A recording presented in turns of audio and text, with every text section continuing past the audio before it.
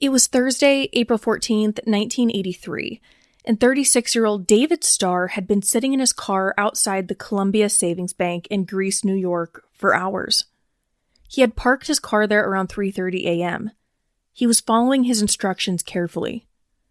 As he waited and waited, he saw a small two-door automobile drive by around 7 a.m. Was it the same car he saw earlier? Once around 3:45, then again at 5? It looked like a woman was driving. At 8:20 a.m., shortly before the bank was to open, and well after he would normally arrive for work on a normal day as the bank's manager, he went inside. His coworkers could see he was jittery and nervous, but David had explicit instructions. He couldn't afford to mess this up. David Starr went to the bank's vault and put $37,900 in cash into a cardboard box. Before leaving, he told one of his employees, a female bank teller, that she needed to come with him, that he needed to drop off this money, that his roommate, 42-year-old Joe Rapini, would die if he didn't follow these instructions. The bank teller refused. David knew the risks of not following the instructions explicitly, but what else could he do? David left the bank at 8:45 a.m. without her. Before getting into his vehicle with the money, he found the note waiting for him underneath a potted plant right outside the bank, right where he was told it would be. The note, written in Joe's handwriting, told him to drive north to the Ontario State Parkway. Once there, he was to stop and retrieve a second note that was in his trunk. David followed the instructions. The note he got out of his trunk told him to now head west on the Ontario State Parkway, take a left at Town Line Road, and drive another 50 feet until he got to a trashed and burned-out home. As David followed these instructions, he saw the car again, driving in the opposite direction. Was it them? When David got to the property indicated in the note, garbage was everywhere. An old washing machine, also described as a refrigerator in articles from the time, was sitting in the front yard. This is where David had been instructed to leave the money, which he did. David drove back to the bank, where police were waiting for him, the bank completely shut down and swarming with officers. His employees had called as soon as he left that morning. David Starr told police everything.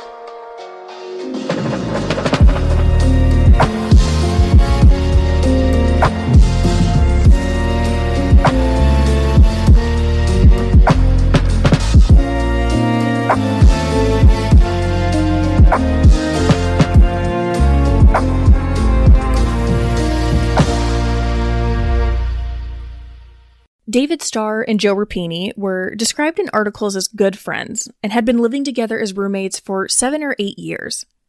Joe Rapini's family considered David to be a second son to them, a part of the family. They were all very close.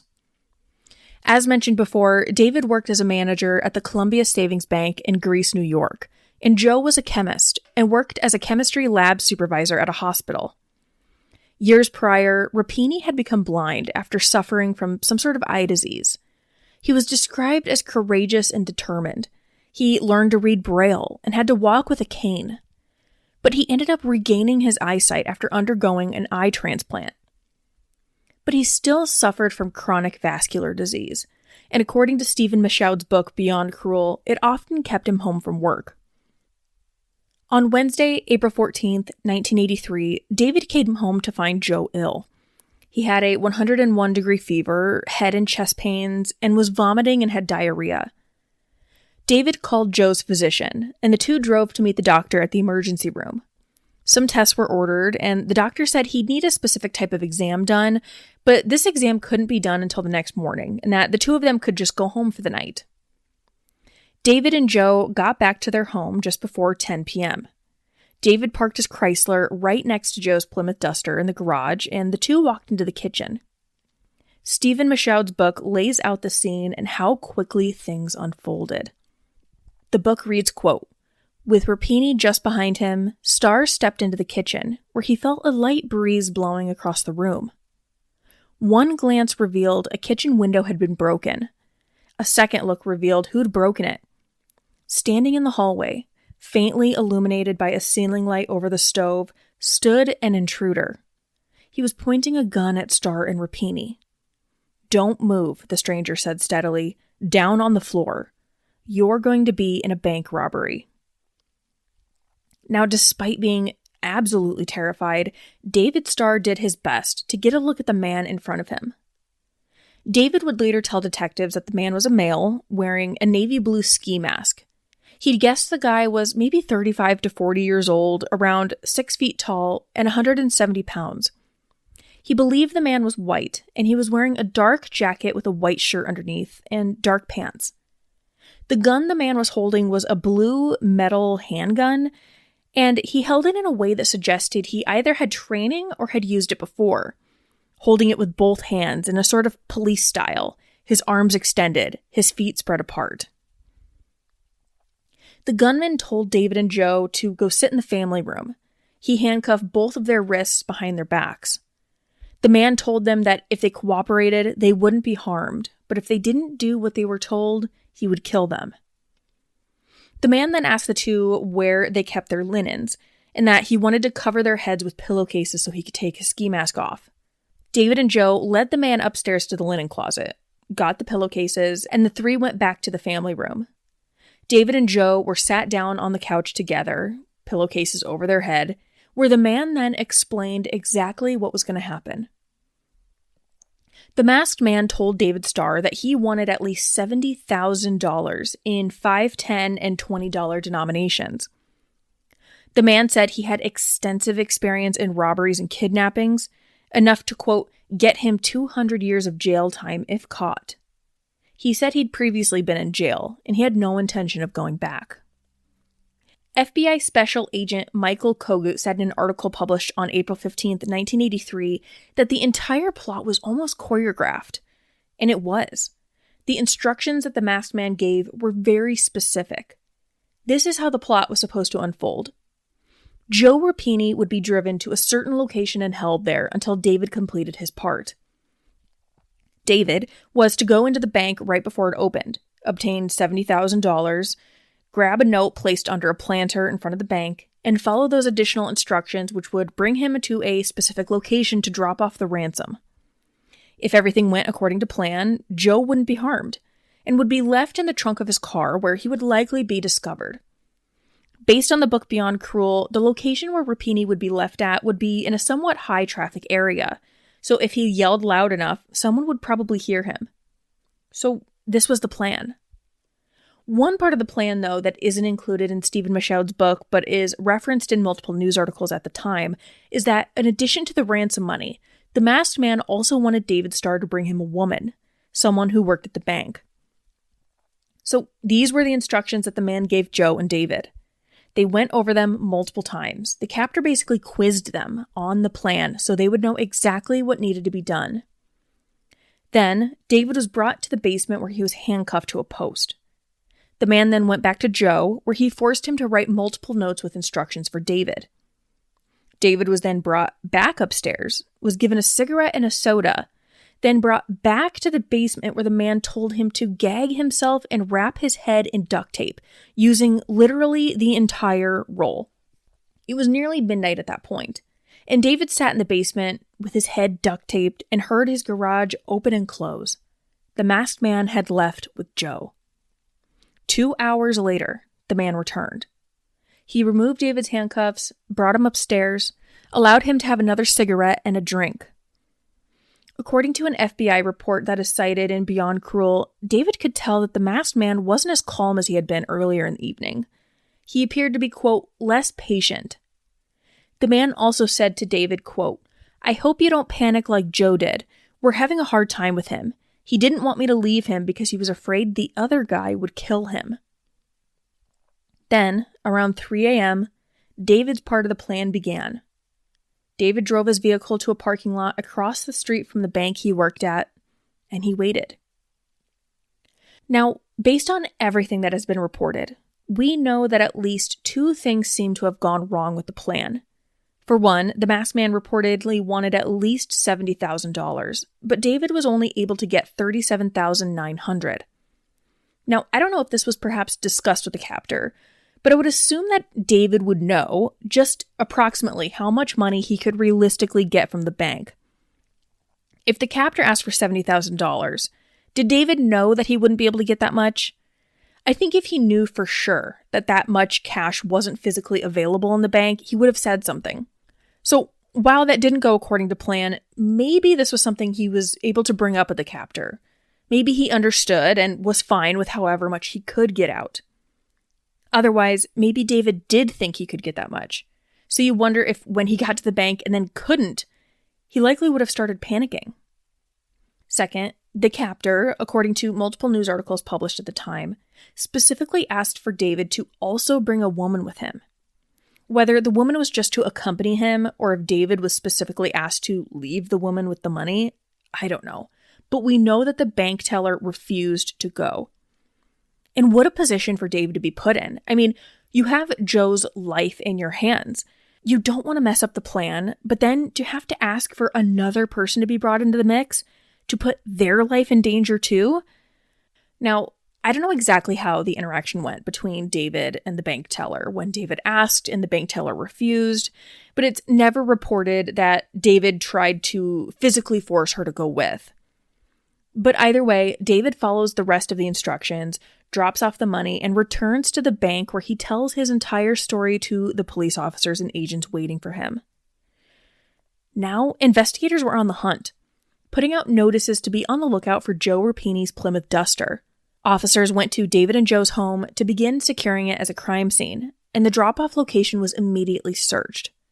But the money was gone, and there was no sign of Joe or the masked man, and whoever was helping him with this plot. Because at this point, the man had referenced another man helping him, and David Starr noticed multiple times a white vehicle driving by him with a woman driving. So they're on the lookout for whoever this masked man was and whoever his supposed accomplices were. Now, based on my research, it seems as though David was quickly ruled out as somehow being involved, and that they believed his story.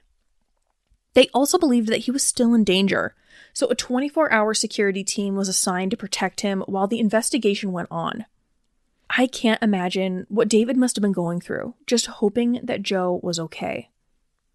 But later that evening, Joe Rapini's Plymouth Duster was found abandoned in the parking lot of an apartment complex, not far from David and Joe's home. Officers got to the scene and pried open the trunk of the car. Joe Rapini was inside. He had been severely beaten and he was dead. He had been shot twice. An examination of the bullets recovered from his body indicated that each had been fired from separate handguns. Additional evidence recovered from the vehicle also led investigators to believe that he had probably been killed while sitting in the front passenger seat, and that 3 rounds were fired inside the vehicle. I'm guessing 2 of them hitting Joe, and 1 had been shot into the dashboard. They also believed he hadn't been shot while in the apartment complex parking lot, that this happened somewhere else, and that he had been driven, already dead, to the parking lot and then put in the trunk. The community was devastated at the loss of Joe Rapini, and there were a few articles too talking about how police were baffled that Joe had been killed, despite the extortion plot going according to plan. But to me, I'm not surprised. For one, based on the information publicly available, the plot didn't go to plan. The man reportedly wanted a woman to come with David. That didn't work, and David didn't get the amount of money demanded. And no, I am absolutely not blaming David for this, because even though the plot didn't go according to plan, I have a hard time believing that they ever intended on letting Joe live. And if they did, it seems like something went wrong when they left with Joe. If you remember, David said the masked man seemed less patient and agitated when he got back, and even specifically said that Joe was giving them trouble. Did Joe fight back when they left? Could that explain the multiple gunshots in the vehicle? If that's the case, of course they still planned to go along with the plot. They didn't have to tell David if Joe had already been killed. They might as well have him go through with the rest of the plan so they could get their money. To me, that seems like the most likely theory. Now, the investigation went on, but there were very few leads. But, just like what we have seen in the other cases we've talked about, when Mike DeBardeleben was arrested for counterfeiting, pretty shortly after Joe Rapini was murdered. He was quickly connected to this case. DeBardeleben had a history of robbery, and investigators knew that he had passed some of his counterfeit bills at a drugstore right across the street from the Columbia Savings Bank in 1981. So he was familiar with the area. And he had passed more counterfeit bills at another store about 75 miles south of Greece, New York, just days before the murder. Unfortunately, just like the other murders we've talked about, Mike DeBardeleben was never brought to trial for this, and I don't think he was ever charged, despite being a prime suspect. Now, once again, we're going to go into detail into Mike DeBardeleben's story. We're going to talk about how he was arrested for his counterfeiting scheme, how he was ultimately connected to all of these cases, and what he was charged and convicted of. But there are still so many unanswered questions in this case, and I know that this was a short one. But who were the other people helping who they suspect to be Mike DeBardeleben in this extortion plot? Now, the man referenced another man who was waiting with Rapini while David Starr completed his end of the plot, and David Starr thought he saw a woman. Were there two other people with him? I have a hard time believing that Mike DeBardeleben, if he was the one responsible, could have done all of this by himself. If you have any information on this case, I will leave contact information in the description. Now, we've gone through some of the suspected victims of Mike DeBardeleben. There was Jean McFall, Edna Terry McDonald, and Joe Rapini, who didn't survive. We talked about Mary Bobo Shin, who has never been found but is presumed dead. There are multiple victims, though, who survived brutal assault by who they suspect to be Mike DeBardeleben. In the next episode, we will talk about the stories of the survivors. Thank you so much for listening, and we will see you next time. Thank you for listening to this episode of Cardinal Crimes. If you enjoyed it, please consider subscribing, giving us a 5-star review wherever you get your podcast, and sharing this episode with others. You can find us on TikTok, YouTube, and Instagram with the handle @CardinalCrimes, and you can send us any case suggestions, questions, or topics you would like covered there or to our email, cardinalcrimes@gmail.com. Until next time, friends, take care of each other and take care of yourself. If you've ever thought about starting your own podcast, there's no better place to begin than with Buzzsprout. It's the platform I use, and it makes publishing, promoting, and tracking your episodes so easy, even if you're not tech savvy. Plus, they help you get listed in all the major directories like Apple Podcasts, Spotify, and more. And here's the best part. When you sign up for a paid Buzzsprout plan using my affiliate link, you'll get $20 off, and you'll be supporting the show at the same time.